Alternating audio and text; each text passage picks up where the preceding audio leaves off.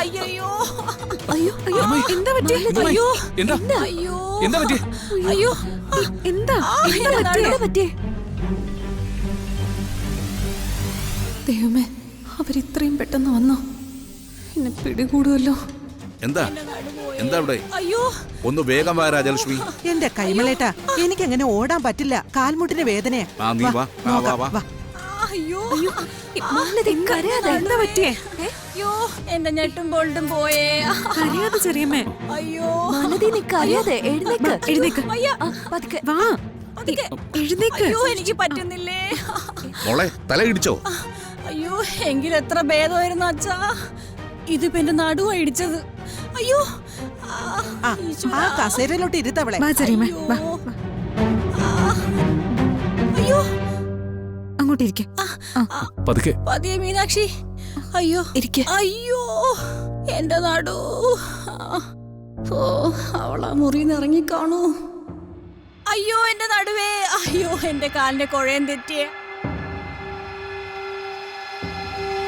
കാലും അടിഞ്ഞു കാണും. ആ നമുക്കൊന്ന് ഹോസ്പിറ്റലിൽ പോയാലോ കുഞ്ഞമ്മായി? ആ ഒരു ഓർത്തെ കാണിക്കാം.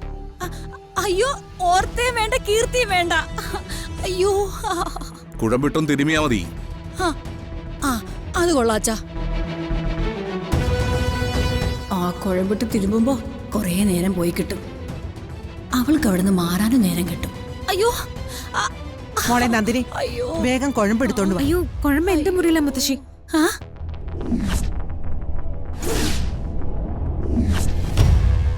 അയ്യോ കുഴമ്പൊന്നും വേണ്ടായേ. വല്ല വെളിച്ചെണ്ണയോ മണ്ണെണ്ണ ഇട്ട് തിരുമിയാ മതിയേ.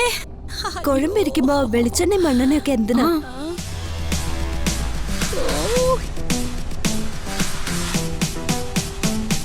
മോൾ ഓടിച്ചെന്ന് കുഴമ്പെടുത്തിട്ട് വാ. ഞാൻ ഇപ്പൊ കൊണ്ടുവരാം. അയ്യോ വേണ്ട, എനിക്കൊന്നും വേണ്ട. അയ്യോ അയ്യോ എന്റെ അമ്മോ.